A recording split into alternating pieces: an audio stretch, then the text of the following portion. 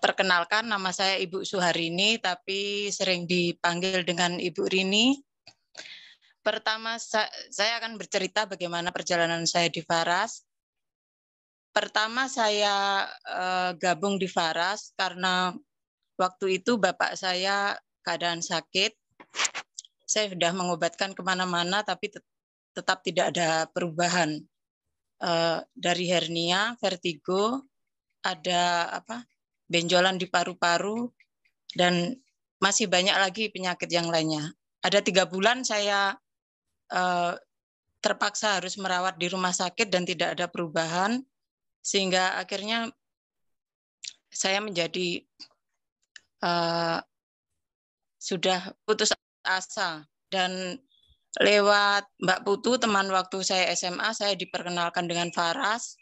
Pertama saya tidak percaya, hanya dibalur saja lewat kulit kok bisa menyembuhkan segala penyakit. Sedangkan dokter saja sudah berbulan-bulan tidak ada perubahan. Tetapi karena dari Mbak Putu itu saya dikasih tahu banyak manfaat Faras, suruh mencoba. Akhirnya saya mencoba untuk bapak saya. Dan setelah pemakaian sekitar 1 bulan itu 3 botol, ternyata banyak perubahan yang didapatkan. Sakit bapak saya yang vertigonya pertamanya tidak pernah sembuh, akhirnya menjadi sembuh. Terus waktu itu benjolan di paru-parunya juga waktu di ronsen juga sudah tidak ada. Setelah kesembuhan dari bapak saya itu, saya kan sering posting lewat Facebook. Waktu beliau sakit saya sering posting, dan waktu sembuh juga sering posting. Tetangga-tetangga juga lihat.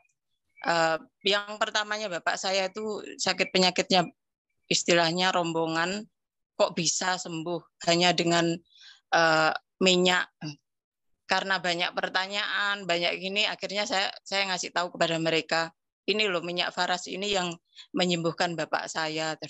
Terus waktu itu Mbak Putuyani yang leader di atas saya, akhirnya mengajak, dulunya kan saya cuma memakai minyak Faras itu hanya untuk P3K dalam keluarga.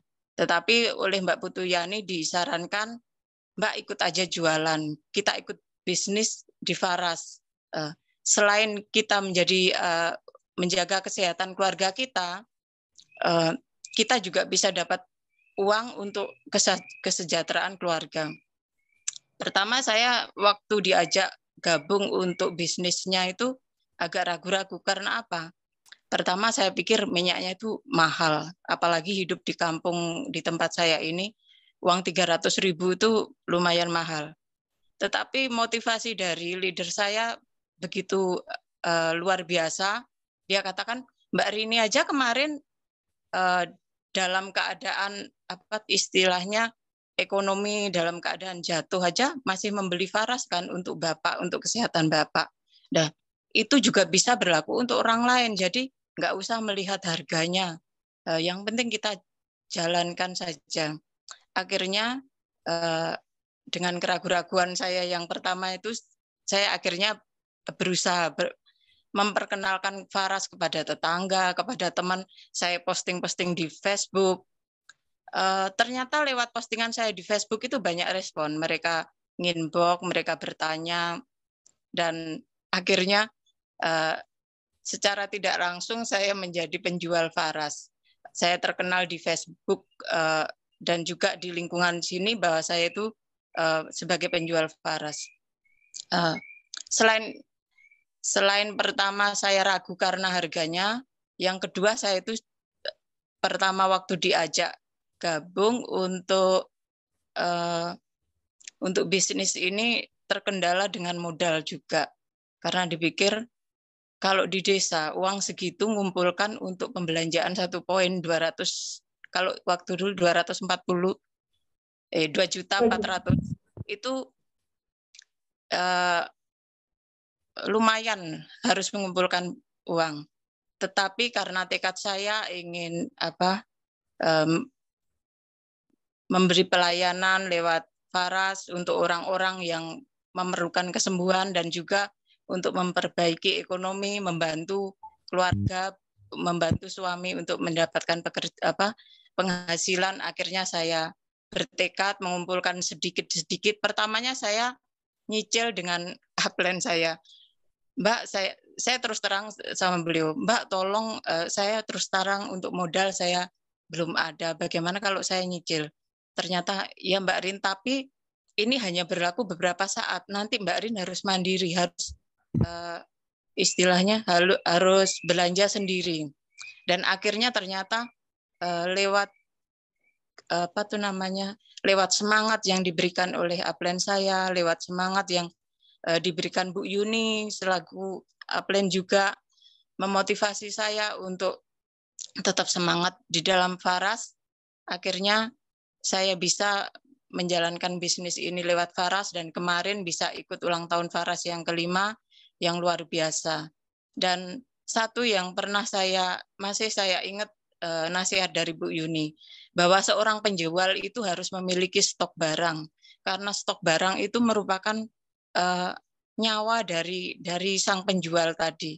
Karena apa? Pernah waktu itu saya itu tidak ada stok barang karena uang kadang terpakai untuk kebutuhan keluarga. Saya di rumah tidak ada stok barang. Penjualan waktu itu juga agak turun. Tetapi ketika saya berusaha di rumah harus ada stok barang, ternyata ada saja orang, ada aja pembeli yang bertanya, baik tetangga maupun di Facebook maupun di WA. Saya berterima kasih untuk Faras yang sudah memberikan kita kendaraan untuk bisa memperbaiki perekonomian kita, bisa membantu walaupun ibu rumah tangga secara kalau di desa itu masih secara pekerjaan itu kurang ada, tapi melewat Faras ini bisa banyak memberikan bantuan lewat penjualan, itu kita bisa membantu ekonomi keluarga. Demikian Mbak. Terima kasih juga untuk Mbak Putu dan juga terima kasih untuk Bu Yuni yang selalu setia memberikan motivasi kepada kami. Lewat One Apps juga saya semakin belajar bagaimana cara berjualan secara online maupun secara offline. Terima kasih Mbak.